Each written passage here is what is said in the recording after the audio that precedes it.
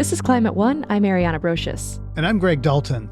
It's that time of year when we gather with friends and family to celebrate what we're grateful for, maybe eat too much, and navigate some difficult conversations. Yeah, for some reason, Thanksgiving seems to bring out a lot of those difficult conversations. But in spite of what we see in Congress or maybe even in the courts or the media, we actually are on the same page around climate much more than a lot of us think. Most Americans support climate action, and regardless of political leaning, basically all of us want a habitable planet. That makes sense. It's the only one we have, and people on the left and right experience the same devastating floods, the same life-threatening heat waves, and catastrophic wildfires. Yet we tend to live in social bubbles, information bubbles, and we see problems and solutions through different lenses. We use different language. But there are a lot of people actually working to bridge this divide. One of those is Republican John Curtis, who represents Utah's 3rd district in the House. He's chair of the Conservative Climate Caucus, and we actually had him on the show earlier this year and invited him back. Right. And I like talking with John because we're able to listen and share and laugh, and we see things differently, use different language. And I think these are the kinds of conversations we really need to have across the divide to address climate in a durable way. Plus, there's been some new developments in the House since we last talked. Of course, a new speaker, Mike Johnson, and so we wanted to check in and see what's changed. Congressman, welcome back to Climate One. I'm excited to talk to you again. Thanks for being a Republican coming on a climate show. Imagine that, right? I watched your video on electrifying your home. Very cool. I saw the solar, of course, and then the batteries, and then I saw the water part. I was like, oh, this guy's really getting into it. He's doing energy and water. And your video was the first time I heard of a climate-friendly dog door. So kudos for that. Why did you do all that work and spend all that money? You know, there's a couple of reasons. One is obviously I do a lot in this space, and I thought it would be very hypocritical if I was building a home and didn't do it. I also wanted to learn. It was a very good learning opportunity for me, and so in each of the things that we chose to do, we spent a lot of time researching alternatives. And then I would say number 3, I'm absolutely convinced that these can be done in a way that is long-term, saves me money. I say long-term because some of it, there is some upfront cost with it, but my wife and I plan on being in that home the rest of our lives. So it's somewhere between 1 year and 50 years, I'm going to be living in that home. And I want to save money. I'm very thrifty and I wanted to save money. And you mentioned tax credits in the IRA for home electrification. Did you take advantage of those, and how big a deal were they for you? Yeah, so I want to be clear because some people feel like a Republican that didn't vote for the IRA shouldn't take advantage of those tax opportunities. But with some modification, they were all there even before the IRA, the solar credit and the geothermal credit. And by the way, I was making my decisions before the IRA came along, but those credits, they clearly influenced my buying decisions. It's to do the solar, particularly the geothermal, just would have been very hard to get to pencil without the help. Right. I did home electrification, did an induction cooktop, took out the propane, many of the things you did.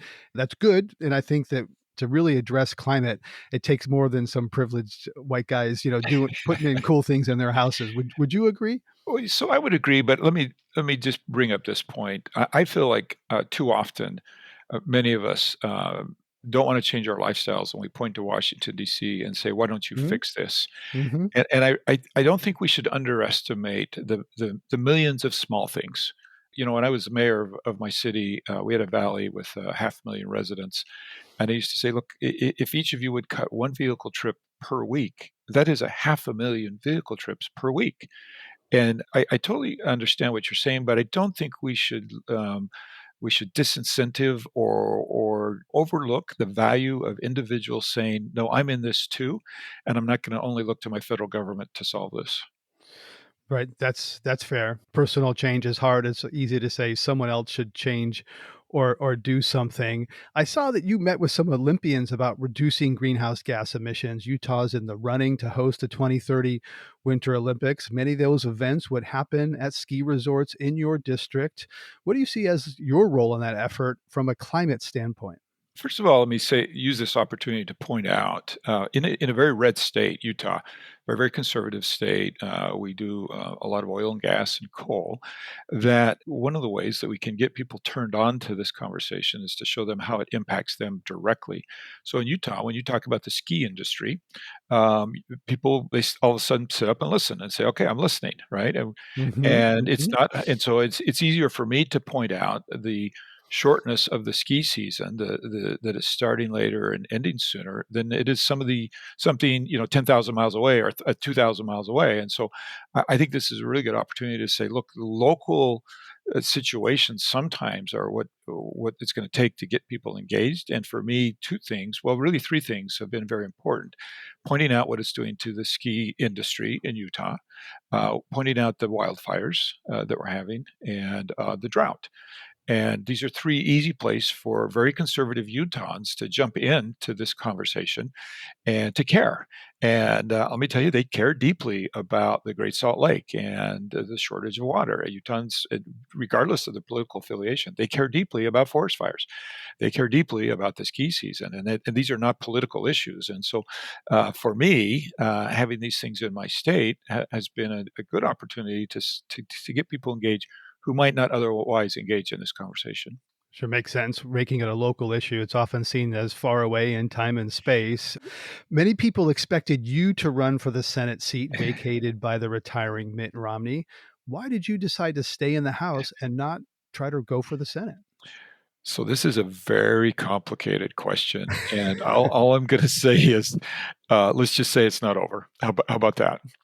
Ah, okay. Alrighty. Well, Uh, must be there's some change in polling or something there. You Well, it's not a change in polling. The initial polling was incredibly positive. I think it's fair to say that since I announced that I wasn't running, there's been a drumbeat that is loud and consistent, asking me to reconsider, including my wife and my children, and many people close to me. And that drumbeat is getting louder and actually, quite frankly, a little bit more organized. And so all of those things, are consistent and loud enough for me to do a little bit of reevaluation.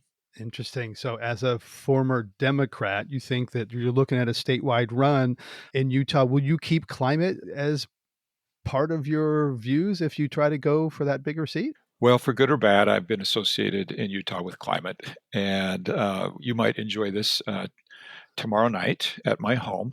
I'll be back in Utah. I have invited 50 to 60 of the furthest right people I can find, and our topic will be climate. And it'll be about the fourth or fifth, or maybe even sixth dinner that I've done with my very good far right friends, because it's hard to come into my home and listen to me talk for an hour without them understanding why they should be engaged, why they should care, and that, by the way, they don't have to abandon their conservative values to be very good at this. And I make a pretty strong case for that.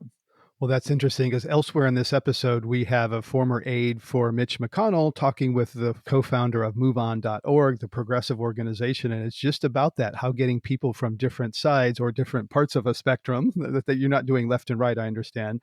Are you going to change your language when you speak to your far right friends about climate? How do you get different people together around climate and talk about it Yeah. without them shutting down right away? So it's a great question, and I think we do this on a number of issues, and not just climate. I think you could point to immigration and other issues where we just quickly bring up these words or these terms that are divisive, that spread us apart. And at the end of the day, there's actually very little that separates us on climate as Republicans and Democrats. And there's far more that we agree on. And Republicans do want to leave this earth better than we found it. We have ideas on reducing emissions. And I think a lot of Republicans make the assumption that to be good on climate, they have to embrace the Green New Deal. Hmm. No, they have to bring their ideas to the table to be good on climate. If that does that make sense? And let's debate those ideas, and let's agree that less pollution is better than more pollution. And so what are those ideas that reduce emissions? And I don't talk to people a lot about the science, but I do talk to them a lot about what I consider to be a innate, born inside all of us, desire to leave this earth better than we found it. And how do we express that? And I also talk a lot about the fact that the myth is that we need to give up energy independence. The myth is that we need to give up low prices. The myth is that we have to give up affordability to reduce emissions. And I think that's turned a lot of Republicans off that myth. And so we talk about the fact that, like, let me show you how we do this without sacrificing energy independence. Let me show you how we do this without sacrificing affordability, reliability. And when we redistrict, I was given oil and gas in my new part of my district. And I went out to visit with them. And I said, hey, they said to me, I don't think this is going to work. You're the climate guy. Have you not noticed we're oil and gas? And I explained to them my philosophy of how they can actually be part of the solution. And nobody had told them that before. They've always been told they're the problem. And they like being engaged and they like being challenged and they like knowing what under terms and conditions they can actually be part of the solution. And my highest percentage of reelect came from the oil and gas part of my district. Yeah, I think it's actually called Carbon County. I've been out there. So you didn't mention faith. Of course, many Mormons in Utah, you yourself are LDS. There's been some moves lately to get, something of an environmental creation care as part of the faith. How is that going to be part of the conversation when you bring Sure. these far right friends? Yeah, you're right. By the way, the official name of the church is the Church of Jesus Christ of Latter-day Saints. People know us by Mormons, by LDS, but officially that is our name. And part of the doctrine is stewardship of this earth. And I don't think we talk about that enough. And I think that's one of the ways I do connect with people. I mentioned I think we're born with this innate desire. I think that, in my opinion, that comes from God to leave this earth that He created better than we found it. And it's a big part of my conversation. And it's a big part of the way I connect with Utahns, and not just Utahns, but really people all over the country, I think, share that with us. Does that include science? I know that there's some very good climate scientists in Utah, BYU and University of Utah. Does science come into that? Yeah, but what's interesting is I find that science is very convenient for people. I like to point out sometimes my colleagues on the left like to pick what science they're going to use. The reality of it is, and I don't care if it's the science of COVID or it's the science of climate or the science of whatever it is, that if we're not careful, science is not a very good motivator. And I would show, to my friends on the left, I'd say, how's it working for you? Trying to convince Republicans with science that they should be engaged. It hasn't worked. And so I think I can show you, what does work. And I don't think we should have that litmus test out there that if you're going to engage on a climate discussion, you have to agree with me on the science. No, can we just have the litmus test that you want to leave the earth better than we found it? And that's a very different way to engage people of different political philosophies and just take that temperature down, right? Of, look, do you want to prove yourself right on science, or do you want to get Republicans engaged to talk climate? Well, I think we want to get Republicans engaged, right? Yeah, that's totally fair. It's complicated. You mentioned the Inflation Reduction Act earlier, which you voted Yes. against. I think you said because Republican ideas were not included. It passed on a straight party line vote. Politico reported earlier this year that $198 billion is going into Republican districts because of the IRA. Nancy Mace praised a Volvo plant in Ridgeville, South Carolina for making all EVs by 2030. No gas-powered cars. She voted against it. And some people are trying to claw back that law. Help me understand why Yeah. your colleagues are trashing the law that's sending money and jobs into their districts. I think this is really important. And if Democrats want to engage us, they need to understand this point that I'm going to make. So imagine being a House Republican. Imagine no ability to even offer an amendment on the IRA. Imagine being asked to spend $1.5 trillion at a time when inflation is rampant and the debt is soaring, and given no input on the bill. In truth, there are many provisions in the IRA that actually started out as Republican ideas.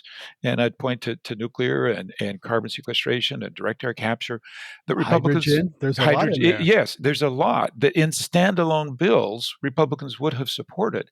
So people shouldn't be surprised that Republicans pushed back in the House on $1.5 trillion of spending, when in reality, 3, 4, 500 billion of that was for climate initiatives that we couldn't even offer an amendment. And I'll just give you a really good example. I want to deal with methanes in cities and city landfills. what a perfect place to have dealt with that. I couldn't even offer an amendment, right, on that. So when people say, well, you didn't vote for the IRA, that doesn't mean there aren't individual provisions that we don't support. That doesn't mean that projects coming in my district I have to pretend I don't like because they were funded by the IRA. Of course, I'm going to like some of these projects coming into my district. Are you going to be part of trying to roll back the EV tax credits or other things that seem to be a big part of the Republican plan for 25? So how about this? Let me rephrase that question and see if even my Democratic colleagues would join me in this. Like, we have limited number of dollars to spend on reducing emissions. Let's make sure that we're spending those dollars on those things that reduce the most emissions most effectively. So yes, when we waste money on provisions that I don't think lead us to the best outcome, I think it's my responsibility to push back. I think it's Democrats' responsibilities to push back. And if we're honest, in the IRA was a lot of shoot, ready, aim. Here's my pet project. I want it in the let's fund it in the IRA. But nobody asked the question, how much carbon does it reduce per ton? How are we spending per ton to reduce carbon? And why aren't we doubling down on something over here that reduces more carbon per ton instead of spending money on this project over here? And I think Republicans have a right and actually a responsibility. This is why it's important that we're at the climate table. We do need to ask tough questions, and nobody should be afraid of the answers, right? Like, there's no reason that we shouldn't have a debate about which projects should have more money and which projects should have less money. And the IRA is not perfect. I think even my Democratic colleagues would tell you that. Remember, this bill was put together almost the middle of the night and rushed through. And so to say why you weren't can't, you able to excuse me, why weren't you able to offer an amendment? so because we didn't control the House at the time, the way the package came and the way that we had the House rules, Republicans were just totally TikTok, the game is locked. And by the way, that was my Democratic colleagues in the House as well. It's just the way the package came to the House. It was the way that that Nancy Pelosi set up for the rules on that. You know, the reality of it is, if you look at any legislation that comes through as one-sided without input from the other, it's going to be pushed back on. And I'll go back to Republicans' tax reform of 2017. No wonder my colleagues, they would say the same thing, right? They didn't have a chance to influence that legislation. Your Of course, Democratic friends would say, yes, that was the of Trump course tax. they're going to push back on that. If you go back to the Bipartisan Infrastructure Act, where in the Senate, Democrats were given that chance. We weren't given that chance in the House. And it became bipartisan. And so in the best of worlds, we pass bipartisan legislation because it's lasting, right? Because you don't have people taking shots at it later on. This is why all of my Democratic colleagues should cheer Republicans coming to the table to talk climate, because if they're going to do it without us, it's going to be attacked, right? But to the extent that we can find agreement and find things that and I, by the way, in history, I can show you in the year 2000 we passed one of the most transformative climate bills that got totally overlooked, that reduced hydrofluorocarbons in the United States by 85%. That was bipartisan, right? And that stuck, and nobody fought right afterwards. And so policy durability is a big thing, and that's yes. fair. Now your party, the Republican Party, does control the House. Have you had a chance to sit down with Speaker Mike Johnson and talk about climate and energy? So I'm smiling because we all know Mike's just a tad bit busy, but I will tell you this. He does acknowledge my work and that it's important for Republicans. And he's got, a number of things he's dealing with that doesn't put us on the top of his calendar, but we have a little marker in there for him in a week or two or three when he's got a window for me to be able to sit down with him and have this discussion. And you're on the Energy and Commerce Committee, where most of the important legislation in this area happens. What would you like to see? What will you advocate for when you do get that sit down with the speaker? And how will you include Democrats? Yeah, so clearly the issue that's screaming at all of us, Republicans and Democrats, is permitting reform. And this should be a bipartisan issue. And my good friend from San Diego, Scott Peters, is very active on this. He and I are sitting down and talking about a permitting bill that he has out there that I like a lot of things about. I think this can be bipartisan. I think it's a great place for the speaker to jump right in and be supportive early on. Look, I don't care what your energy goals are. I don't care what your climate goals are. We're not going to be able to accomplish them without permitting reform. And both sides agree on that issue. Well, John Curtis, thanks for coming on Climate One. And whether you stay in the House or in the Senate, come back and talk with us again. Yeah, you bet. Thanks. Bye.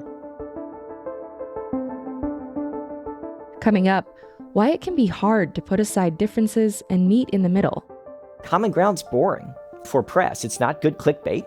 And actually, if you're trying to raise money, telling your contributors that the other side is evil and they're terrible and awful, that's the easier way to raise money. Building buzz on common ground. That's up next when Climate One continues. We'll be right back.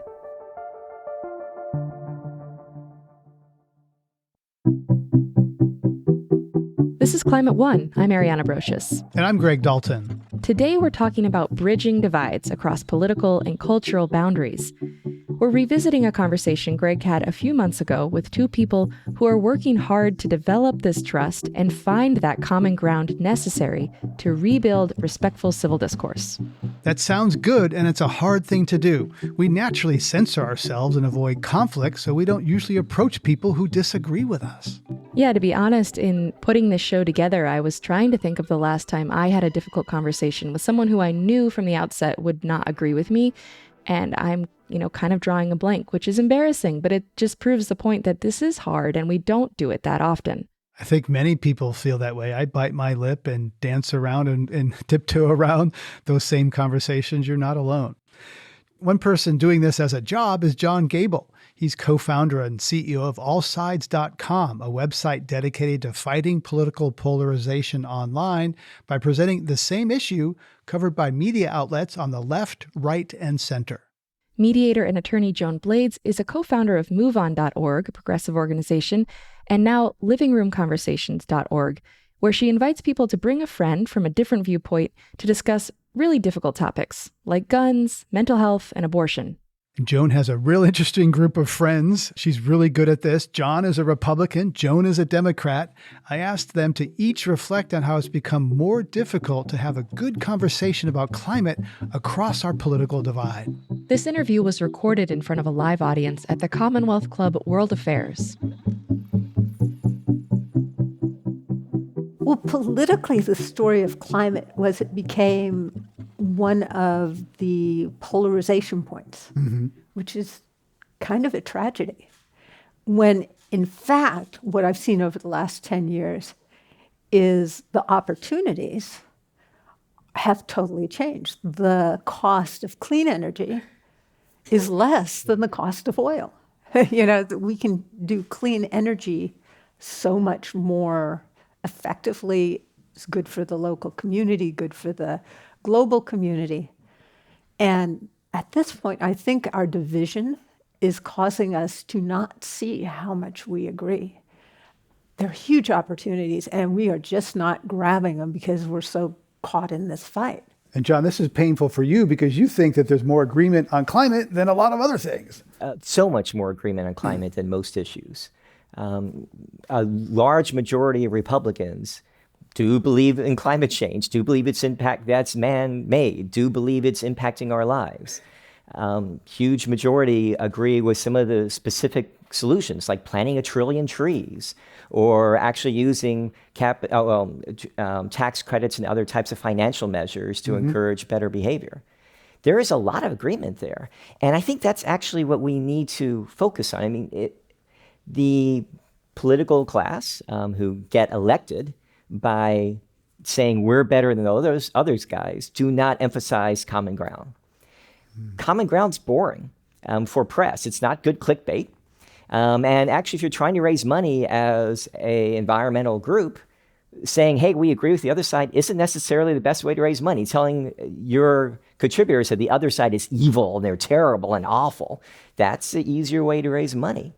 And so there's a lot of opportunities here to actually work together and focus on the planet. I think all of us who really believe in this issue, or any issue, if you will, we have to decide what's more important to us, being right about that issue, or actually the impact, solving the problem.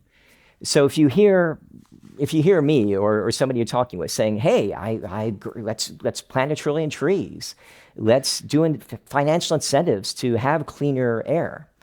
And I also say, I don't think the climate is as big of an issue as you do. I think there are other issues that are more important to me. So if you stop and listen to that and think about how we might respond to that person, If your tendency is to respond by saying, oh, the climate is really bad, you're not paying attention to these things, and that thing about the UN saying that some of these scenarios aren't likely to happen, that's one approach. The other approach is, do you want to plant 1 trillion trees? Do you want to do financial incentives? Let me help you do that. Let me introduce you to groups that want to do that. I will help you do that. The first response of saying what they're wrong about is really about me or us being right. And my gosh, we love being right. All of us do. We're human beings. We like being right. But does that really save the planet? If it's more important to you to solve the problem, to address climate change, I recommend the other approach, finding the common ground, seeing where you agree, and working together to make it real. And a variation of that I've heard is, you want to be right or you want to be in relationship. And many people, that's like, ooh, the relationship, right? So Joan, how does that, when you're talking with people who have different views than you, is there a little voice in you that wants to spring facts or counter or go, counter them? Or do you think, oh, this is my friend, I'm going to be quiet and listen and, bite my lip? Well, I'm not biting my lip these days. I mean, what's been really great about this is making friends like John, who I am curious. Why are we seeing things? John's brilliant. John is someone I really trust at a deep level. And when we disagree, it causes me to look at what I'm thinking, what I believe, and where are the holes in it? Why do we see things differently? This stuff is confusing. I mean, it's not that it makes life simpler. It's really easy when you got black and white, but we don't. And there's actually a lot of colors in this whole system too. And you say that there's, research shows that people make gut judgments about people and our brains follow. So what does that mean? And that's contrary to often people say, oh, it's not rational. We got to be rational. We got to be optimal. People keep on thinking we're rational beings. And it's a nice fiction, but over 90% of the time, if you look at the science, over 90% of the time, we're doing it by gut. And then our reason follows. We rationalize why we made the right decision. And that's human. So, with my dear friend in Utah, when we started becoming friends, climate wasn't on his list of concerns. And it got on his list of concerns, not because I'm a brilliant presenter on climate, but because he cares about me. Wow, he cares about the climate because he cares about you and you care about climate. Yes, and another friend of his, he has 2 people that he feels close to, and we really care. And I care about him being concerned about being, put in a position of being isolated and othered, Mm-hmm. We care about the people we love and what they care about, and that's good. So whereas talking about climate change is really important, talking and having relationships across differences is critical also.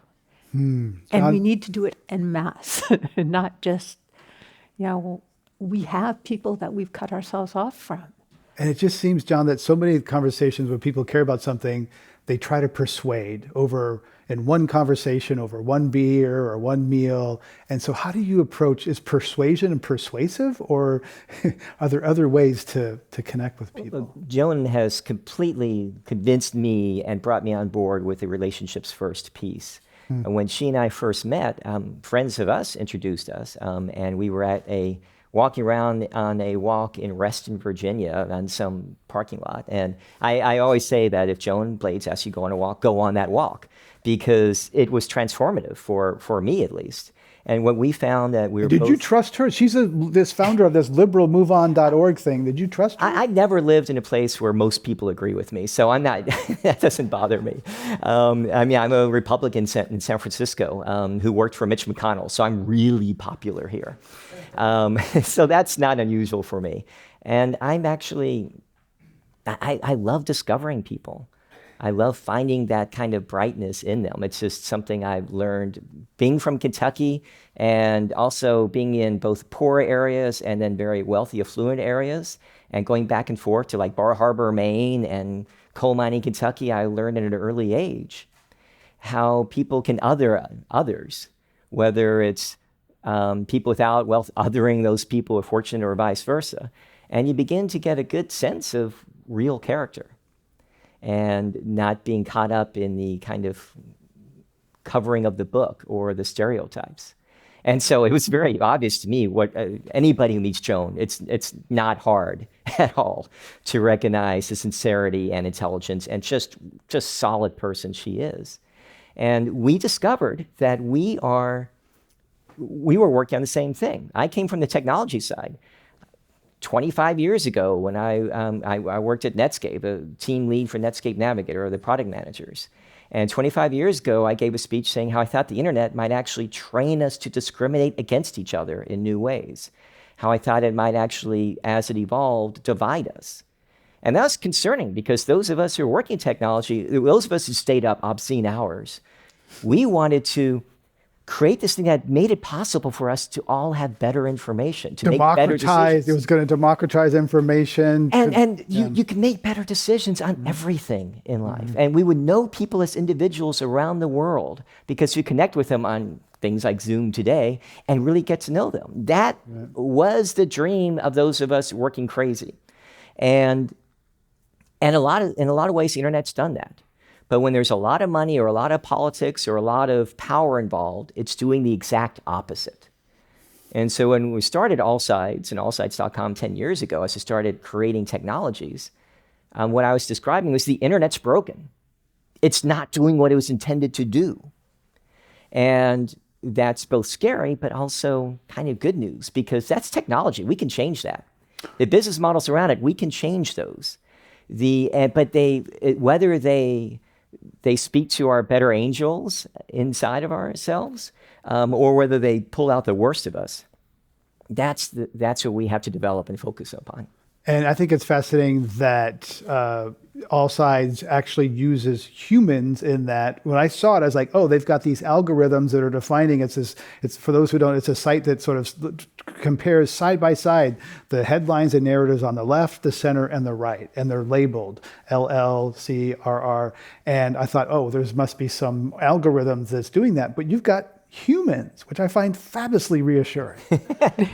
And I am a technologist, but I do think people get carried away with AI or algorithms, because all algorithms mean is that somebody you don't know behind a closed door decided what was important, and then they wrote the computer to decide that. So they are biased.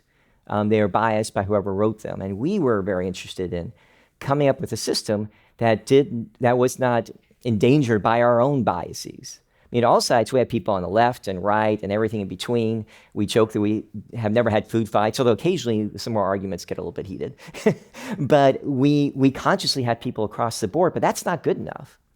And journalists who really work hard to present news fairly, they're just doing it inside themselves. We all are biased.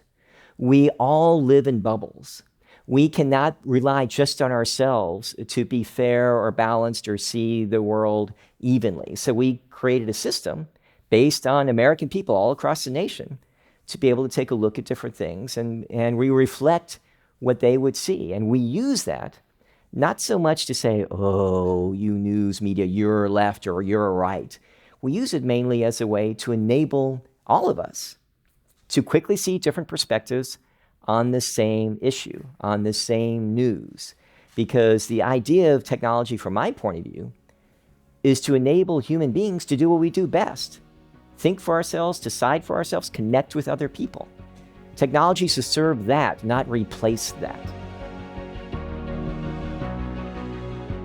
You're listening to a conversation about what it takes to cross political divides and make progress on climate. When we come back, why we should make a habit of talking to people who disagree with us. When we have a conversation that's about a polarized topic, you don't want to get a bunch of people that agree in the room because you come away feeling more extreme. How to become less extreme. That's up next.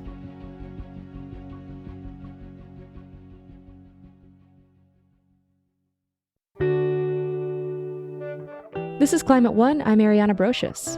And I'm Greg Dalton. For today's show, we're channeling a Thanksgiving meal, inviting family members of all political colors to the table for some comforting food and conversation.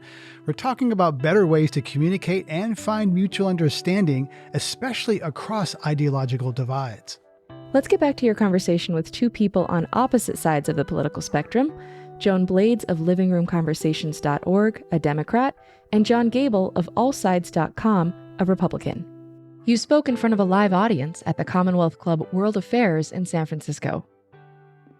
So, Joe, when you're talking to your conservative friends, in Berkeley where you live, people talk about planet and Earth, and others talk about markets and other jobs. So, how are you careful about the language you use to try to use the other person's more familiar, more comfortable language? Absolutely. And we have over 150 living room conversation guides, from topics like trust to guns and responsibility. And depending on what you're interested in. When I started living room conversations, it was to be about climate and energy.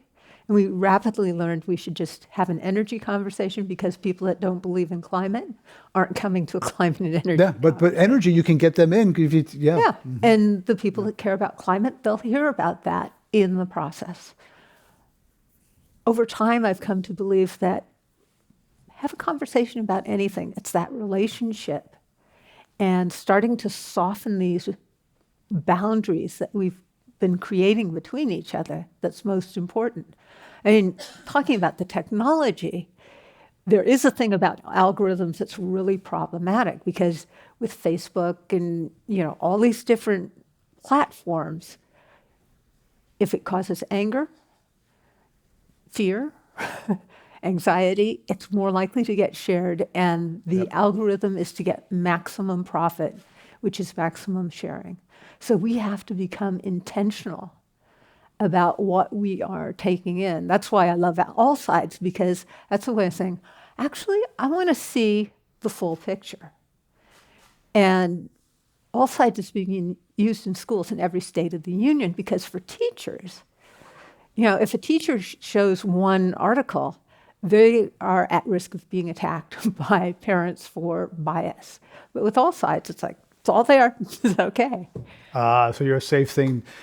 John, do you think that some of your liberal friends are too shrill and over worried about climate? Interesting. I'm actually not. I think everybody's in one issue or the other. There's always people who are too shrill or too worried on any issue.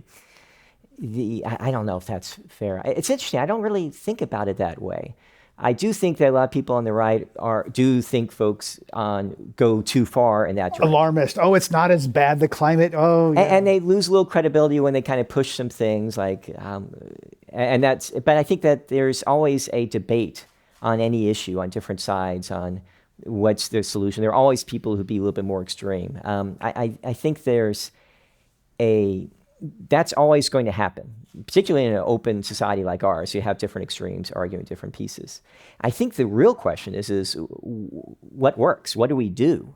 And Joan mentioned that 3.5% of people, 75% of Americans would prefer news that's not slanted one way or the other, or 78%, my apologies, from Pew Research. And that's a big change from just 2 years before that, where it was in the 60s. We have 3.5% of the people of America being engaged in some kind of idea for a movement to succeed. If you're only talking about voters, that's like 5.5 million people, or a little over 10 million people. He's just talking about adults. That's a very achievable number. This is not like just something we threw out there. We're talking specifically about how to engage that number of people in ways that really solve problems. Because when you get the number of people engaged, culture changes, policy changes. Mm-hmm. And the fact that there are some people who may be more shrill or one way on the extremes on either side of the issue, I try not to be disrespectful about it, but to some extent, they don't really matter. The people who matter are the ones who are trying to solve the problem, who are truly listening to each other to solve the problem, to avoid the pitfalls of either extreme. And so if you really believe in the data, you got to commit to the processes that work to lead to better solutions, which includes open conversation with people who disagree with us, who aren't experts in the area, in order to get the better solution decided and acted upon. And that's our opportunity. So one of the things that's exciting, COVID caused us not to be here for a couple of years, but we've got tens of millions of people that are really comfortable having conversations by Zoom now. We have a problem with local connection. You also have a problem with national trust and connection. It would be possible if people were ready to show up. And we've had sister city and sister faith community conversations. We could do this at a massive level if people wanted to. Now, what makes this harder than what I did with my, folks years ago with Move On, is you just signed a petition, you wrote a sentence about why, you wanted to censure and move on. This requires showing up. Well, relationships are harder. They take a lot of time, and they're kind of messy, and you get vulnerable. So, but they're great. And they're we have wonderful. a problem with loneliness in this country. Yes, and isolation and belonging. So it's the answer as well as the hard thing. It's both a hard thing and what everybody in the nation and the world who are feeling alone are craving. We are wired to be tribal. We are wired to go against each other. We're also wired and needing connection. And connection across differences means that I can show you who I really am rather than what I'm supposed to be according to the TikTok videos or whatever that has to be, which really damages us psychologically. So yes, it takes more work, but it is really, as Joan points out, fun and much more fulfilling at a deeper level. That we as society need this. Even outside of climate change, we as a society need to learn how to connect and disagree in order to share who we really are and be more fulfilled as human beings and healthier. Last year, a book was written called The Power of Strangers. Just about, Joe Keohane wrote it, and it just all this data about how we're better off when we talk to strangers. We have fears about that, and we have to overcome them. But we're happier, we're healthier.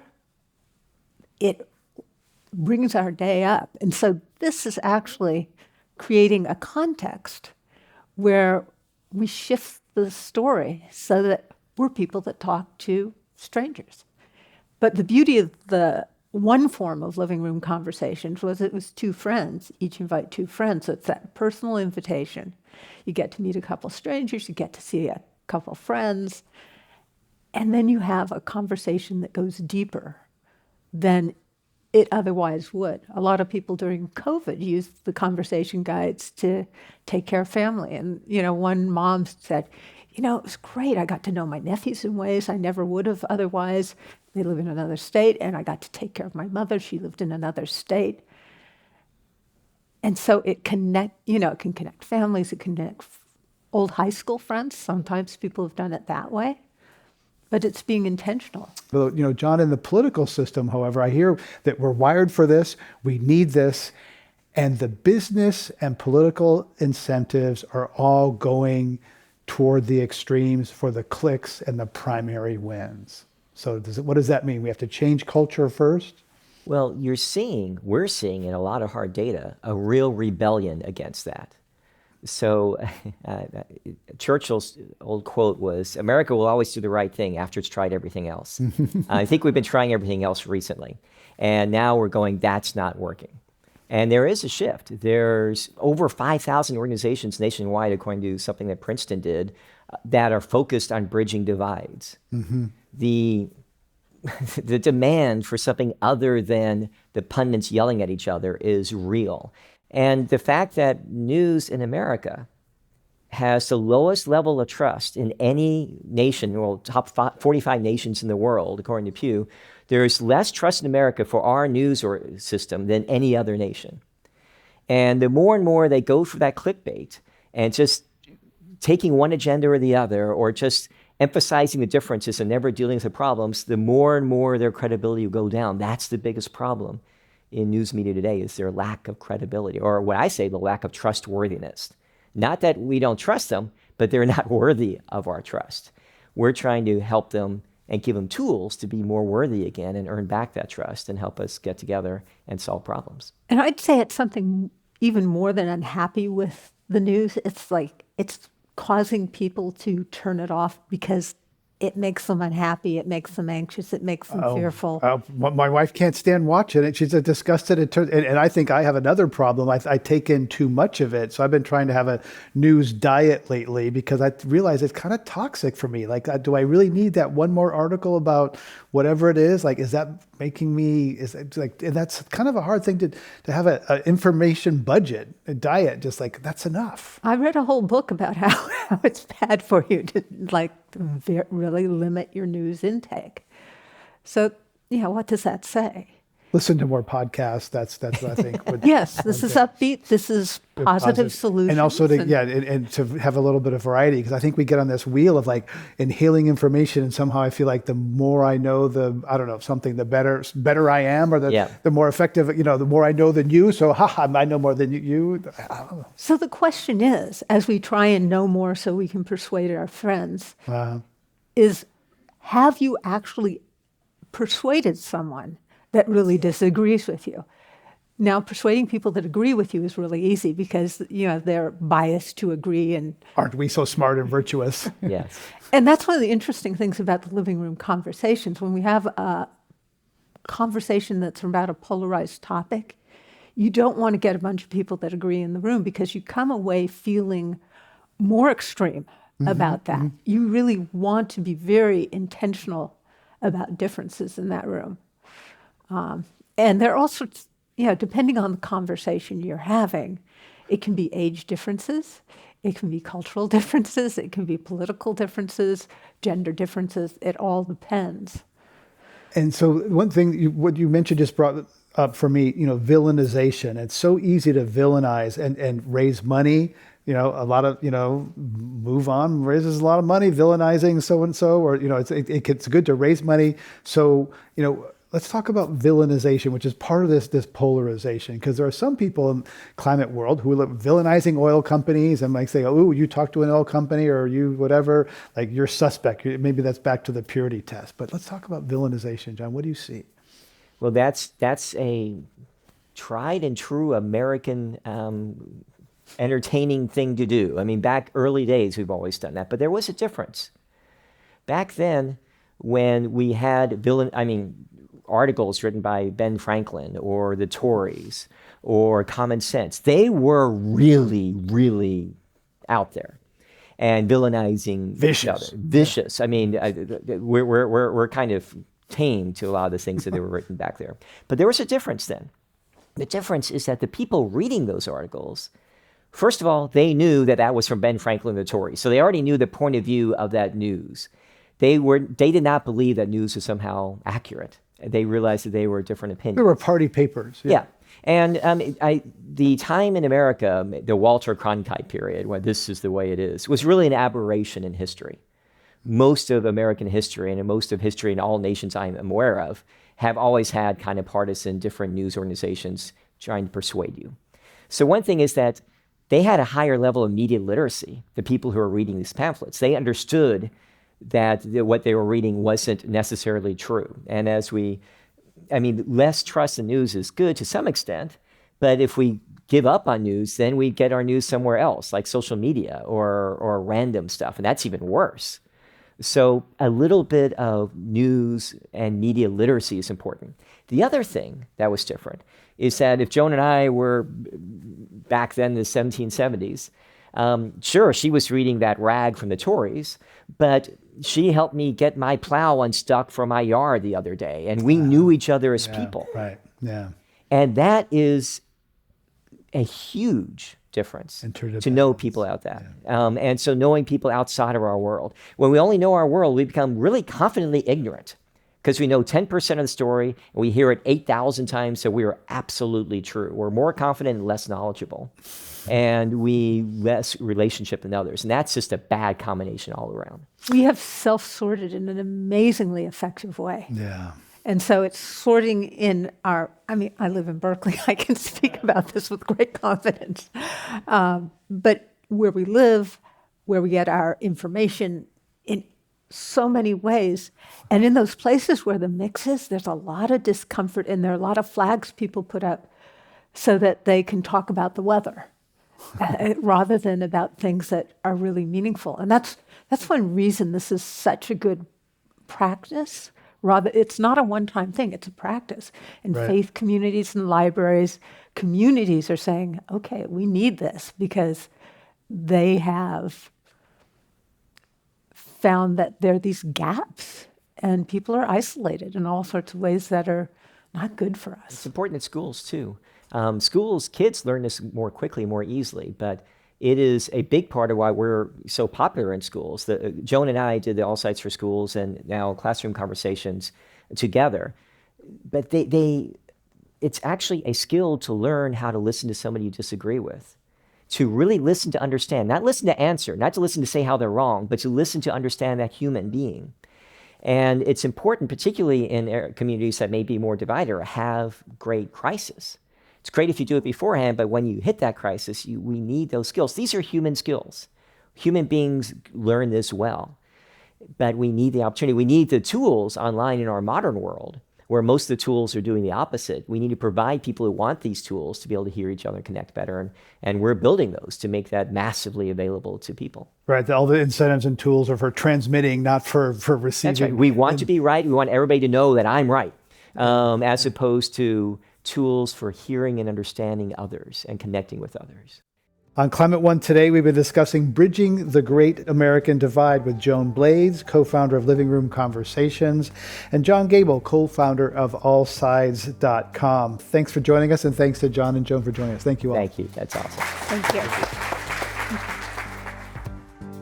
Climate One's empowering conversations connect all aspects of the climate emergency. To hear more, subscribe to our podcast wherever you listen.